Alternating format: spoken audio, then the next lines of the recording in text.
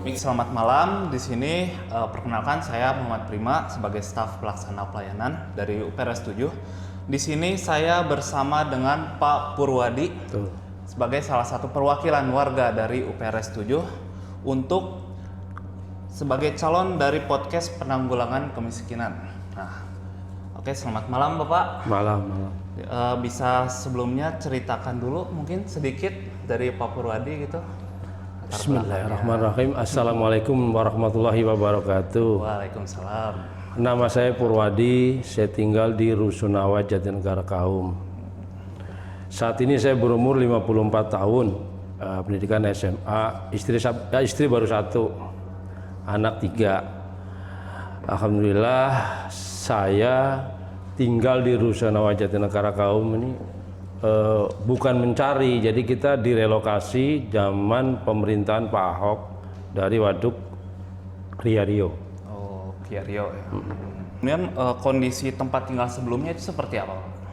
Kalau kondisi tempat tinggal sebelumnya karena kita di hitungannya di bantaran kali kan, di bantaran waduk, kondisinya kondisinya padat, gang senggol lah kalau kita bilang, gang senggol. Oke. Terus kesan pertama Bapak ketika melihat unit Rusunawa yang sekarang itu bagaimana Pak? Kalau kesannya pertama, karena kita ini penghuni pertama di sini, kita datang, ini rusun baru 99% jadi, belum 100%, masih banyak material waktu itu, kita direlokasi kemari sama Bapak Ahok. Ya kalau kita pertama sih, karena kita direlokasi, mau nggak mau kita di sini, dan terutama keluarga yang aslinya orang Betawi, kita punya kontrakan di sini, kita ngontrak. Nah, kita tanamkan itu ke warga 2 blok A dan B. Itu kita kan mayoritas Betawi. Iya. Oh, sebagai penghuni pertama itu kira-kira adaptasinya ke sini itu sulit atau enggak atau bagaimana? Lumayan juga sih adaptasi di sini. Kita kebetulan karena saya kerjanya waktu itu driver nih ya, kita kan pengemudi ini, jadi saya kenal sama kampung sebelah, tokoh masyarakat kampung sebelah, kita langsung diakuisisi sama RW sebelah, jadi kita alhamdulillah administrasi langsung nyambung ke RW sebelah, jadi kita untuk adaptasi itu karena warga istilahnya dari warga yang petak langsung naik ke atas, warga banget juga yang shock, jadi kita bangun musola kecil di bawah blok B, dan saya lah ditunjuk langsung jadi ketuanya untuk kata bilang untuk biar mental stabil kan, karena kepindahan itu namanya kita relokasi kan, ada warga yang banyak yang kalau kita bilang senewen gimana kan, karena nama relokasi lah kita paham. Kalau kita sih sebagai tokoh muda hitungannya waktu itu, kita emang kita harus mau karena itu tanah notabene kan harus dipergunakan negara, kita harus mau, dan saya tanamkan kepada keluarga, anak utama ibu yang sedikit shock, dan nggak lama setelah tinggal di sini ibu mertua saya meninggal. Gitu ya Pak. Terus kalau yang paling terasa berarti dalam kehidupan sehari-harinya kita dari sebelum relokasi ke sini itu kira-kira bagaimana Pak? Kalau kehidupan alhamdulillah jauh lebih baik karena sini kan tertata, rapi, semuanya istilahnya adalah untuk bermain, untuk walaupun waktu itu baru 2 tower, kita ada space ruang cukup untuk minimal menghirup udara segar gitu, cukup. Itu kan baru 2 blok awalnya, makanya langsunglah kita buat musola itu untuk nyetabilin mental. Berarti dari segi keamanan, kebersihan itu benar-benar signifikan sekali perbedaannya gitu ya Pak dari kalau sebelumnya. Itu mah karena ini bangunan itu bagus, udah sip lah kalau kata keamanan, kebersihan, lingkungan, tata ruang, karena ini tertata Terus dari kesehatan juga berarti bagus lah ya. Otomatis kita kan warga Riyario nih, umumnya waktu itu kan emang cuacanya kan kalau dipadat nyampe sini rata-rata dia jauh lebih baik kesehatannya, karena kan dari lingkungan udaranya lebih segar, matahari masuk langsung karena kita punya lapangan luas, itu lebih kesehatan jauh meningkat. Walaupun karena kita relokasi, ada yang kena mental itu yang kadang sakit awal-awal itu. Berarti dari kesehatan, kebersihan, keamanan bagus ya Pak. Kalau dari segi ekonomi gimana nih Pak? Kalau ekonomi, kalau untuk pribadi saya nih, bukan untuk orang lain. Kalau pribadi saya sebelum tinggal di sini, saya seorang pengemudi PT Masyari Bakti.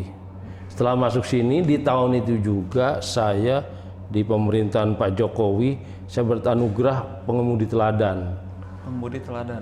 Tingkat Provinsi DKI Jakarta waktu itu. Jadi semenjak itu ya kalau saya sih bilang saya tinggal di sini bagus karena saya langsung dari lapangan pindah langsung apa namanya ya jadi staf kan langsung disetapkan karena punya predikat kan punya piagam pengemudi teladan, ditariklah dari lapangan ke staf kan hingga saat ini kita ditaruh di staf.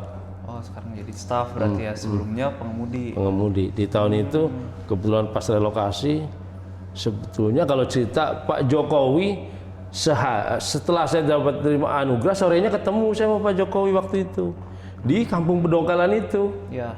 Saya langsung ketemu sama beliau karena Bapak kan tadi yang di balai kota katanya gitu. Iya Pak, saya gituin. Dia nggak cerita banyak Bapak waktu itu. Udah. Oke. Terus kalau dari biaya hidupnya gimana Pak? Misal dari sewa listrik, air, transportasi gitu dari sebelumnya di sana terus kemudian pindah ke sini itu apa meningkat atau malah menurun atau bagaimana? Kalau segi sewa tadinya kalau kita kan di Ria itu kan rumah petak, rumah sendiri kan. Tapi kalau di sini sewa karena kita tarifnya relokasi ya masih sangat terjangkau karena tarif kita kan kita masuk relokasi. Air tergantung pemakaian listrik juga kita 900 watt tergantungnya termasuknya ekonomis lah, terjangkau. Transportasi kita kan dekat kereta, angkutan umum 24 jam. Itu kenapa rusun sini banyak diminatin orang selain warga relokasi karena kan aksesnya bagus. Iya. Aksesnya bagus. Terus kalau tinggal di sini Pak, apa ada peluang ekonomi baru gitu seperti usaha kecil, akses kerja lebih dekat gitu atau kayak jaringan sosial baru gitu Pak? Kalau kita nih kalau di sini kalau untuk UKM bagus juga sekarang juga disupport sama pengelola dengan adanya koperasi itu kan mulai dulu juga ada koperasi, beberapa koperasi. Cuma dulu kendalanya pemasaran. Aksesnya bagus. Kemudian kalau untuk pengaruhnya terhadap pendidikan anak-anak? Kalau untuk pendidikan, kebetulan saya punya anak 3. Masuk sini tuh anak saya kuliah, yang gede 1 kuliah, yang kedua kuliah, yang 3 masih SD. Alhamdulillah dapat kampus 1, yang kecil sekolah di belakang dekat kelurahan nggak begitu jauh, alhamdulillah jauh. 1 di BSI kuliahnya, alhamdulillah nggak masih dalam lingkup sini, aman lingkungan mah. Berarti yang 1 kuliah di BSI, yang 1 lagi kuliah juga sama di BSI? Kalau sekarang udah kuliah di UNJ, kalau dari awal masuk itu, anak saya di SD sini. Sekarang di UNJ, tinggal 1 yang di BSI udah lulus, yang 1 S1 juga udah lulus, 3 anak saya. Alhamdulillah, dua-duanya bisa kuliah. Alhamdulillah. Terus kalau bisa dengan tetangga dan komunitas itu hubungan Bapak bagaimana Pak? Apakah baik? Alhamdulillah, semenjak karena kita penghuni pertama di sini untuk 2 blok ya, 2 blok ya kita semuanya kenal kalau kita satu rumpun awalnya kan satu rumpun kenal dan kita begitu datang kita dijadikan ketua musola awalnya kan kemudian ya jadi semua warga kita ya beradaptasi bagus. Berarti tantangan terbesarnya Bapak tinggal di Rusunawa itu apa Pak kira-kira? Kalau tantangan terbesar ini kan di sini dengan 5 blok, saya sekarang sebagai pemangku wilayah ketua RW 2 kali kan 2 periode, multi etnis kita jadi harus menyatukan beberapa etnis yang ada di sini blok kan. Ini multi etnis sudah 5 tower ini multi, Jawa, Sunda, Madura, Padang, sampai Papua ada. Oke nih, terus kalau dari fasilitas kira-kira ada yang perlu ditambahkan gitu Pak di Rusunawa atau perlu diperbaiki gitu? Ya kalau kita sih usulan kemarin alhamdulillah kan dari sekarang udah ada renovasi nih.